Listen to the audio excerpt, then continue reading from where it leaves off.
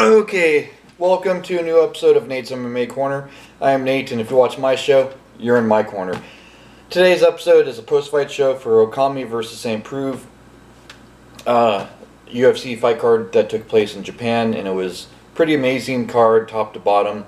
The prelims were hit and miss, but the main card was just amazing, top to bottom. So there's a quick rundown of who won and who lost, and my picks. I went 4-2 on this main card, so not too shabby on this main card. Okay, so the main event was a light heavyweight clash with Ovin St. Preux versus the returning Yushin Okami, and this was a technical submission Von Flue choke, surprise, surprise, by OSP, round one. It was an impressive fight. Okami tried to grapple with OSP, and I guess just, it was a nice try, but not the best choice after the fact, I guess, looking back at it for his standpoint. But Ovin St. Preux, he's definitely in title mix still, as far as I'm concerned, for the UFC Light Heavyweight Championship.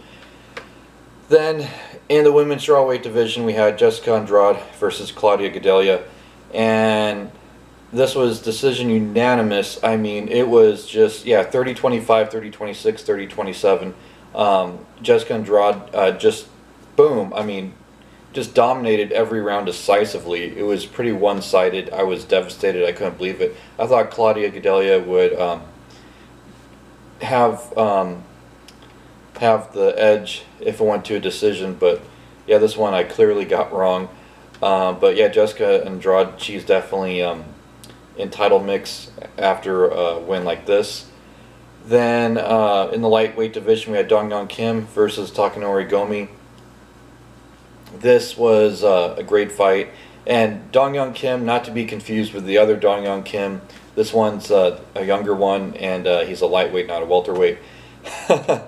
And TKO punches round one, 1 minute and 30 seconds. Pretty impressive finish for this still up and coming, I guess you could say, Dong-Yeon Kim.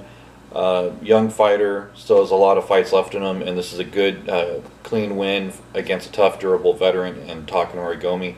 Then in the light heavyweight division, Gokhan Saki versus Enrique da Silva. This fight, I felt like the stoppage was too early because da Silva, I feel like he wasn't quite out just yet, but there is, fighter safety, and, the referee maybe thinking it was just a good time to stop. But I think this could have gone to a round two.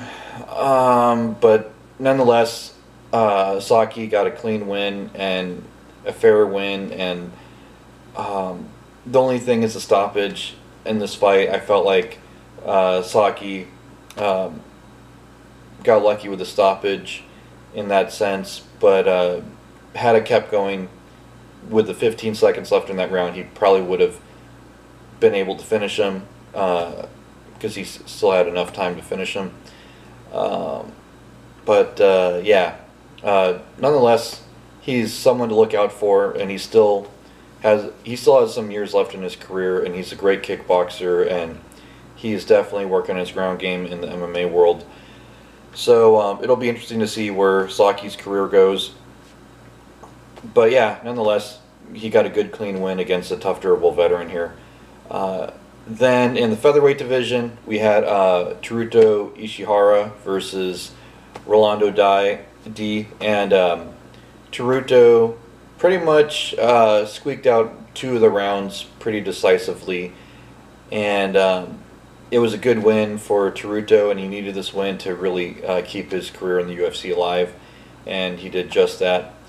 Dominated, again, 2 of the rounds at least, maybe a third, but it's debatable, but for sure 2. And this fight pretty much stayed stand-up, and it was a great fight. It was exciting at featherweight, and Teruto, can't wait to see more of him. Then in the flyweight division, we had Jussier Formiga versus Uka Sasaki. And Formiga got it done, submission rear naked choke, round one. This was a very impressive win for Jussier. and it definitely puts him back in title talks, I think.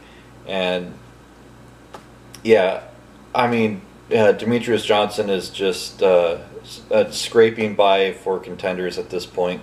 I mean, he's dominated this division for so long now that one or two wins can get you a title shot. Not to take anything away from DJ's title reign, but it is when you clean house, you know, the way he's done, you know, there's not a whole lot left, and so Juicier maybe a match or two, if not the next guy fighting for the belt.